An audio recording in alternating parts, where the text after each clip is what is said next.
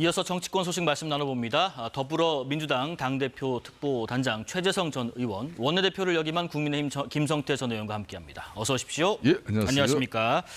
지금 정치권에서도 이 네팔 대홍수의 각종 행사를 축소하거나 취소하기로 했습니다. 일단 여야는 오늘부터 1박 2일 일정으로 진행되는 워크숍 그리고 연찬회 일정을 그대로 소화하되 만찬이나 공식 행사에서 술은 빼기로 했고요. 청와대도 내일로 예정됐던 민주당 국회의원 초청 오찬을 수년하기로 했습니다. 자, 우선 차분한 분위기에서 진행된 민주당 워크숍에서는 어떤 얘기가 나왔을지, 특히 이번 워크숍에서는 대통령과 민주당 지지율 하락 원인 그리고 지지층 이탈을 분석한다고도 합니다. 김민석 대표 발언 잠깐 들어보겠습니다. 우리가 다 올드합니다. 여기 있는 국회의원들만 올드한 것이 아니라 우리 당의 당원들도 상당히 그렇습니다. 세대적인 변화를 해내지 않으면 저는 우리 당이 앞으로 5년, 10년 후에 지속적으로 국정을 맡기는 어렵다고 봅니다. 우리는 결국 이 정부가 1년 동안 성공했던 바로 그 지점, 초심으로 돌아가야 한다고 생각합니다. 민생으로 돌아가는 민주당이 돼야 하고. 최 의원님, 그리고 또 김민석 대표가 취임 직후부터 총선 선대위로 바뀌었다라는 말도 했었는데 아직 총선까지 시간이 좀 남았다면 상당한 시간이 남은 상황에서 민주당이 지금 이렇게 일찍 총선 체제로 돌입한다는 정신, 이유가 뭔지 또 당대표 특보단장으로서 한 말씀 들어보겠습니다. 저는 상당히 잘했다라고 평가를 하고 싶은데요. 네. 아직 선거가 많이 남았는데 왜 벌써부터 총선기획단 뭐 이렇게 가냐. 그렇습니다.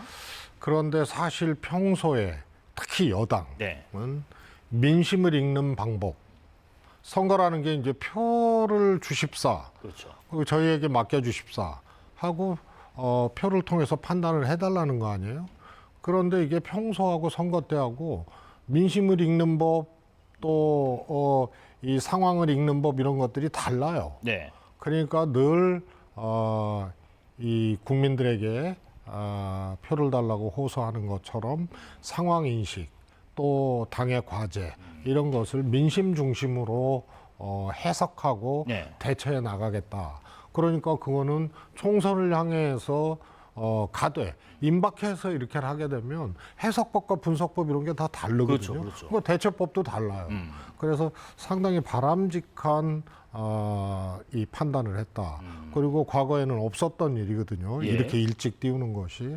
그래서 결국은 이거 민심, 민생 이것으로 뛰어들고 그걸 중심으로 상황 관리를 하고 총선을 준비하겠다는 것으로 해석을 하면 될 것 같습니다. 네, 뒤에서 뭐 국민의힘 얘기도 하겠습니다만은 지금 민주당의 지금 상황 관리, 상황 인식, 김 의원님 어떻게 평가하십니까? 그러니까 지금 현재 민주당은 상당히 이제 위기 의식을 가지고 있죠.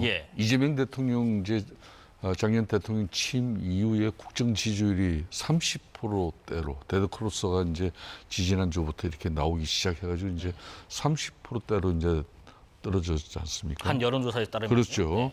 그러니까 이제 결론은 지금 이제 8.17 전당대회를 마치고 난 이후에 당정 일체를 통해 가지고 국정 동력을 다시 회복해야 되겠다.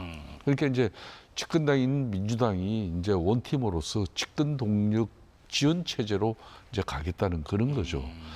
그렇게 해서 이제 그러면 1년 8개월이나 앞으로 2028년 총선이 남았는데도 불구하고 지금 왜 집권당에서 이렇게 조기 총선 체제로 분위기를 잡고 가느냐. 이런 몇 가지 이유가 있어요. 첫 번째는 전당대회에서 벌어진 그런 노선 토쟁에서 비롯된 그런 당내 갈등. 이걸 갖다가 이제 예상을 캐고 정청래 전 대표가 후보가 46%대의 지지를 받았단 말입니다. 비록 뭐 김민석 대표가 되긴 됐지만은 선호 투표제에 의해 가지고 54%.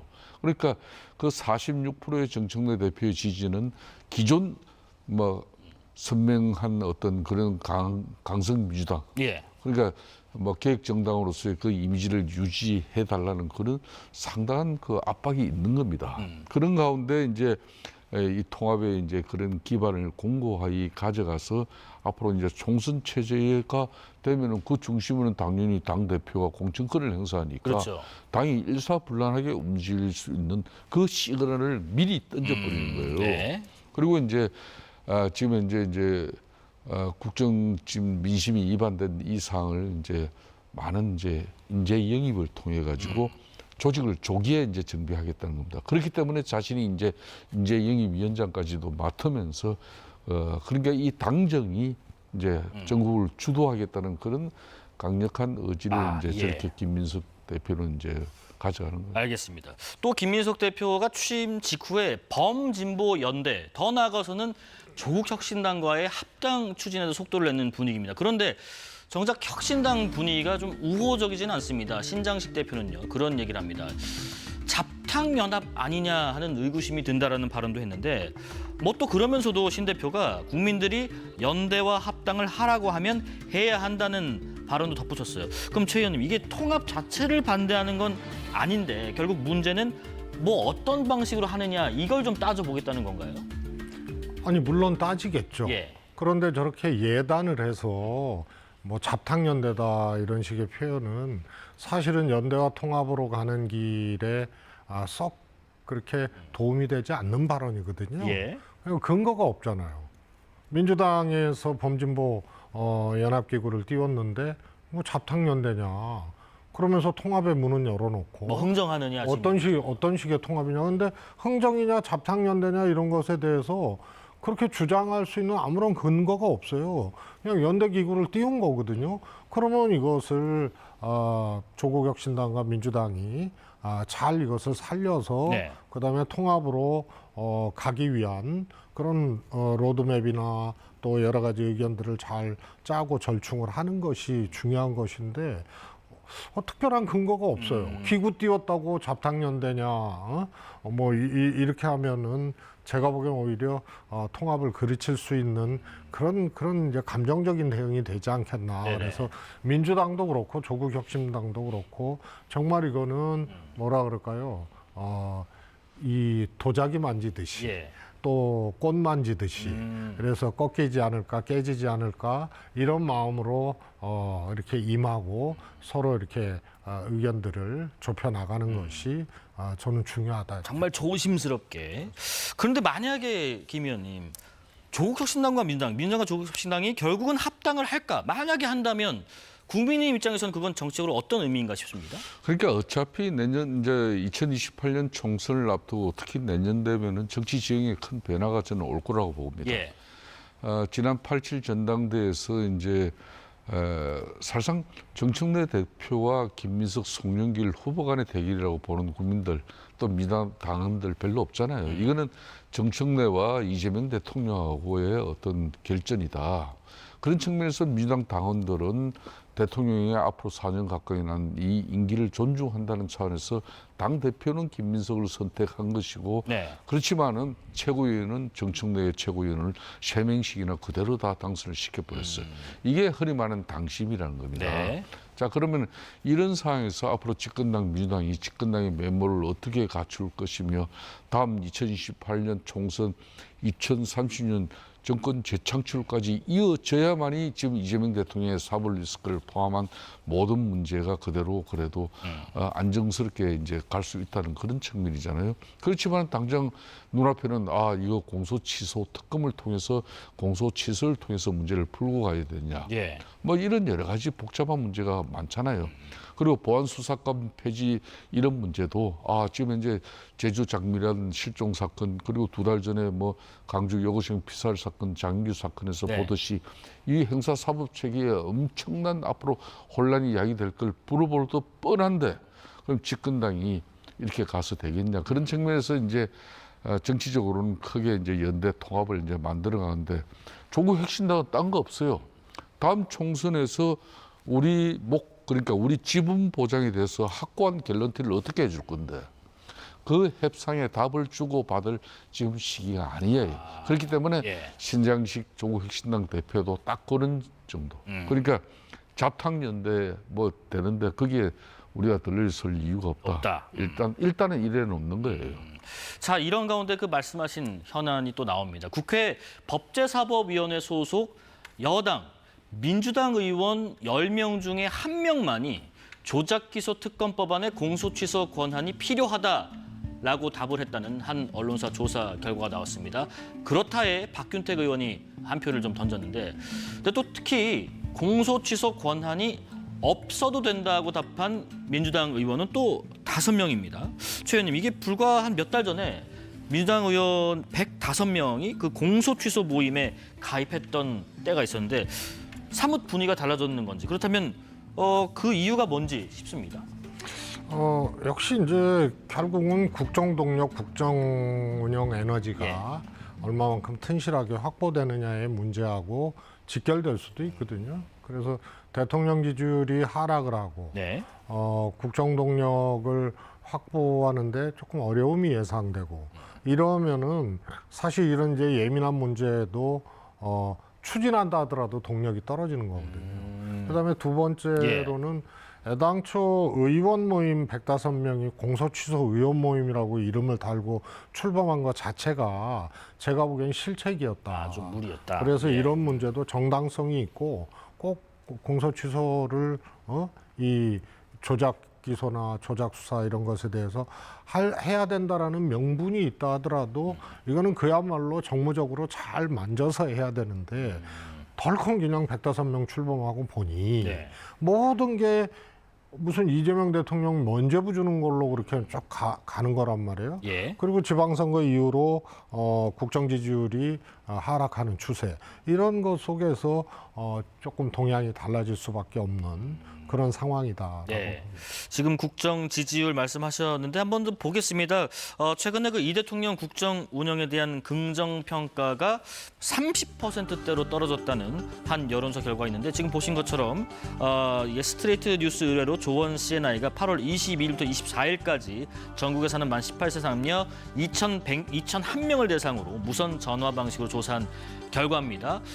대통령 국정 운영 평가 긍정이 38.9%, 이렇게 42.9%의 전주보다 내려온 상황이고, 물론 뭐 오늘 나온 또 다른 여론조사에는 다른 결과가 나왔습니다. 이거는 MBS 여론조사 결과인데요. 8월 24일부터 26일까지 전국에 사는 만 18세 남녀 1,001명을 대상으로 조사한 방식입니다. 이거에서는 이제 긍정 평가가 50%, 부정 평가가 43% 이렇게 나타나고 있는데, 좀 전에 최 의원님께서는 뭐 대통령 지지율에 관련된 이런 동향도 어떤 부분에서는 영향을 미쳤을 수 있다라는 말씀도 해주셨거든요. 김 의원님, 그러면 민주당의 조작기소 특검법 처리 공소 취소 조항 빼고 추진을 할 거라고 보시는지 어떻게 보세요? 저는 좀 전에 이제 그래도 이제 김민석 새로운 민주당 신임 당 대표가 예. 그래도 이제 특보 단장은 잘 모신 것 같으네. 네. 저런 이야기를 할 수 있어야 돼요. 그러니까 이게 조사 기소 특검 만들어 가지고 그 특검에게 공소 취소 권한까지 부여해 버리면은 그럼 이 조사 기소는 누구를 위해서 지금 특검이 수사를 하는 겁니까? 바로 이재명 대통령의 그럼 사법 리스크, 그건 대북 송금 문제라든지 뭐 성남 FC를 포함한 여러 가지 8가지 범죄 사실 행위에 대해서 검찰이 그동안 수사가 강압적이고 또 조작적이고 네. 예? 이런 기소를 위한 어떤 그런 정치 보복성 수사였다. 그걸 이제 특검하자는 거 아니에요. 그 특검 손에다가 수사권뿐만 아니라 기소권에다가 또 공소 취소 권한까지. 그러니까 앞에서 그러니까 정상적인 검사, 검찰 체제에서 이재명 대통령을 기소한 그 내용까지도 공소 취소할 수 있는 그 권한을 특검한테 부여하자는데 예. 이 엄청난 국민적 반발이 일어날 거 뻔히 알아요. 그러니까 이제 최성 이제 수석께서는 이제 뭐 특보단장께서는 그거 해서는 안 된다 이야기를 하잖아요. 예. 그리고 지금 법사위 내에 지금 이제 민주당 의원들의 분위기도 달라졌다는 조사가 나오잖아요. 그렇습니다. 네. 자, 이런 건데 저는 이재명 대통령이 국정 운영의 동력을 회복하고 그리고 국민 통합적인 어떤 새로운 어떤 전국의 패턴을 만들어 가려면은 한 2가지를 본인이 정치적으로 틀어야 될 문제가 예. 있어요.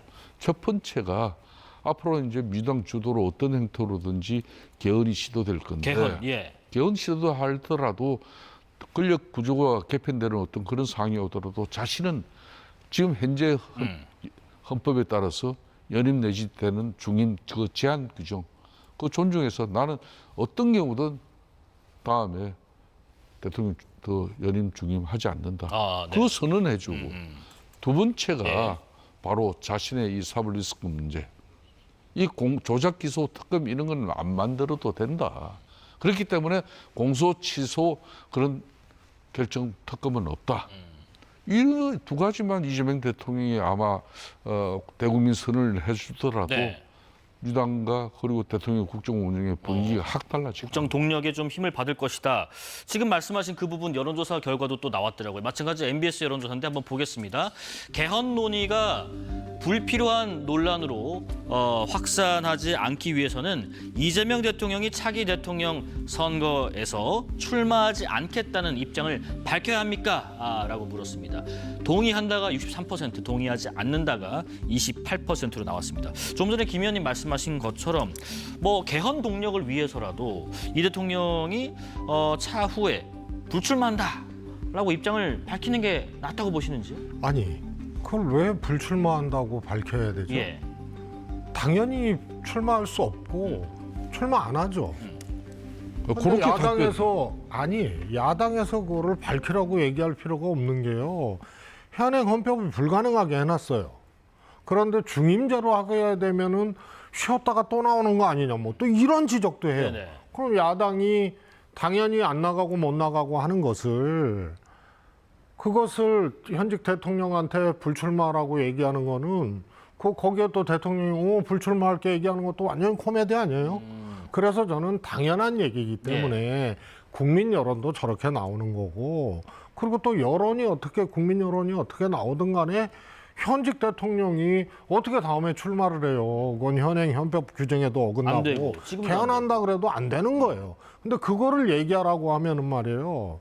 그래서 그거는 불가능한 얘기를 그 야당이 불출마라고 얘기하라고 한다고 대통령이 그래서 그래 불출마할게 이렇게 명시적으로 얘기를 하는 것 자체가 완전히 우스운 거죠. 그건 대한민국의 현재 헌법이라든가 네. 그다음에 대한민국의 일종의 수준이죠. 그걸 코미디로 만드는 거예요. 그러니까 저 수준이라는 저렇게 민주당의 정통 인사니까 지금 현재 최재성 의원 같은 경우는 네. 정무수석도 하고 치고 이번에 이제 김민석 당대표의 특보 단장을 또 네. 하는 거 아닙니까? 정통적인 민주당 인사예요. 전 사람 저렇게 이야기를 해요. 그렇지만 대한민국 국가의전서열 넘버2가 누굽니까? 지금 조정식 국회의장 아니에요. 예. 이 사람이 국회의장, 후반기 국회의장 되고 난 이후에 첫 일성이 뭡니까?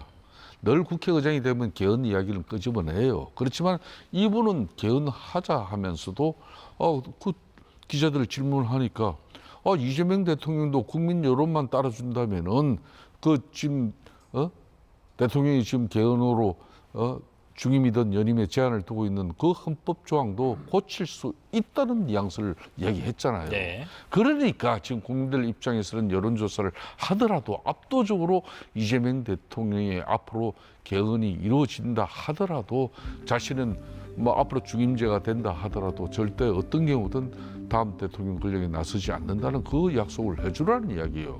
그리고 또 일가는 좋아 그러면은 개헌해놓고 중임제 만들어 놓고 예. 그러면 소련의 푸틴 메드베토프처럼 한 번 쉬고 난 뒤에 다음에 또 나설 수도 있다. 그렇게 보는 요즘 국민들 정치 수준이 너무 높다는 거예요. 예. 그렇기 때문에 대통령이 5년 단임자의 그 역사와 전통은 자기는 어떤 경우든 지키고 앞으로 난 내 사전에 다음 대통령 없다. 이렇게 하고 5.18 그리고 부마항쟁 네. 이런 헌법 전문에 올리는 거 이걸 국민적 통합 국민적 합의 이걸 정치 여야 간에 좁혀 나가면은 지금처럼 개헌에 대한 부정적인 인식은 훨씬 덜 할 수가 있죠. 그게 야당 가만히 있으면 돼요. 야당이 왜 가만히 있습니까? 생각해 보세요. 오늘 저녁에 짜장면 먹으려고 그러는데 네. 왜 대통령 짜장면 먹을 거지 하면은 기라 그래 아니라 그래요. 그러니까 이건 수준 낮은 얘기예요. 다음번에도 짜장면 안 성립될 먹겠다고 얘기해. 성립될 수 없는 얘기예요. 그 성립될 수 없는 얘기를 야당 국회의장이 가만히 왜 하냐고. 있으면요. 저거는 자연스럽게 출마할 수도 없고 출마하지 않게 되고 또 개헌의 내용도 나중에 개헌 안 오는 거 보십시오. 예. 분명히 그런 것을 명시적으로 할 수밖에 없습니다. 그러니까 그냥 출마 생각도 없고 할 수도 없는데 그걸 밝히라고 하면 그냥 가만히 있으면 다 되니까 그냥 수준 낮게 그냥 이 혹시 출마하는 거 아니야? 그리고 어떻게 메드베데프하고 푸틴 상황을 여기다가 얘기를 해요. 그야말로 러시아 같은 경우는 우리처럼 공화정이라고 볼 수가 없잖아요. 그러니까 푸틴이 삼선 이후에 안 되니까 메드베데프를 앉혀놓고 다시 돌아온 거 아니에요. 네. 그러면 우리가 민주공화정 체제가 또 우리 헌법 체계가 러시아보다 못하다는 얘기 혹은 그에 준하다는 얘기밖에 안 되는 거 아니에요? 아니죠. 이런 거죠. 지금 대한민국 헌법 체제는 상권 분립인데 그냥 가만히 그러면은 있으면 다 된다니까. 지난번 봐요.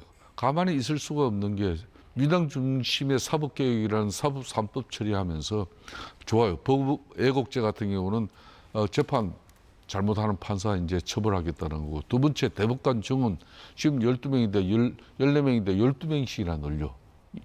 이재명 대통령 임기 안에 12명에 늘려. 거기다가 지금 대한민국 헌법은 뭐 최종심은 대법원으로 돼 있는데 이걸 실질적으로 사심제를 받는 사람들이 누구냐 이거예요. 그러니까 대한민국 헌법 체계의 사법 체계도 지금 무너뜨려 버리고 사심제를 대법관 증언한다고 무슨 아니, 사법 체계를 무너뜨리니까 사법 그런 체계- 나라도 많아요. 아니 그 보세요. 우리나라보다 숫자 많은 나라도 그러니까 많고. 조정식 국회의장이라는 사람이 누가 픽한 사람입니까? 김 의원님, 이재명 대통령이 지금 이제 민주당 많은 다선 의원들 중에서 유독 이 사람을 정무 톡포로 시키면서 네네.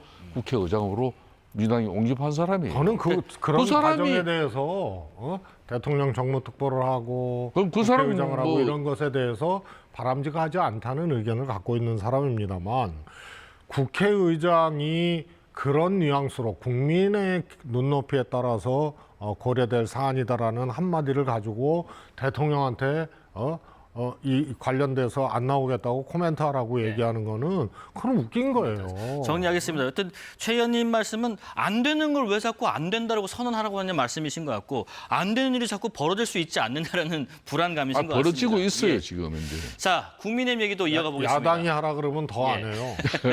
국민의힘은 그럼 되겠어요, 지금 그게? 정기국회 앞두고 당의 혁신 방향, 또 대여투쟁 전략 이런 걸 논의하는 연찬회를 또 이 시간에 진행을 하고 있습니다. 특히 비당권파로 분류되는 의원들도 대부분 참석을 하면서 이게 장동혁 대표가 어제 발표한 그 당원 중심 정당을 두고도 좀 설전을 벌일 가능성이 있지 않느냐라는 관측이 나오는 가운데, 장동혁 대표는 이재명 정권과 여당을 향해서 또 날을 세웠습니다.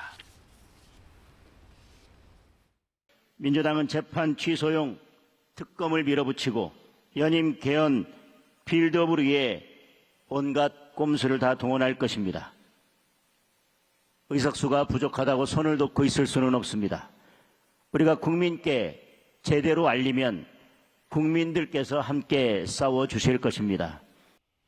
그런데 김 의원님, 이 정작 관심 가는 부분이 장동혁 대표의 뭐 발언들, 또 비당권파의 반응은 어떨까도 있습니다만은 박근혜 전 대통령이 연찬회에 참석하는 이 부분을 많은 관심을 갖고 있습니다. 왜 지금 국민의힘이 지금 보신 것처럼 박 전 대통령을 연찬회에 초대해서 어떤 얘기를 통해서 어떤 조언을 구하려고 하는 건가요? 글쎄 저 부분은 저도 처음에 좀 납득이 안 되고. 현직 대통령 아닌 전직 대통령이 참여했습니다. 그러니까 이해가 좀 안 되는 부분이죠. 예. 올해가 대한민국 헌정 78년인데, 그러니까 이제 특히 이제 보수 지정에서 제가 한 20몇 년 동안 이렇게 지켜보면서 저 연찬회는 1년에 꼭 2년에 한 번씩은 하거든요. 하죠. 예. 1년에 한 번꼴 하는구나. 특히 후반기 원구성이 이루어지고 이제 저 연찬회 같은 경우는, 그러니까 이제 앞으로 국민의힘의 앞으로 이제 당 노선 운영이라든지 또 대여투쟁이라든지 대정부 견제라든지 이런 뭐 전략도 세우고 또 정책 비전도 또 만들어내는 그런 중요한 자리거든요. 그렇죠.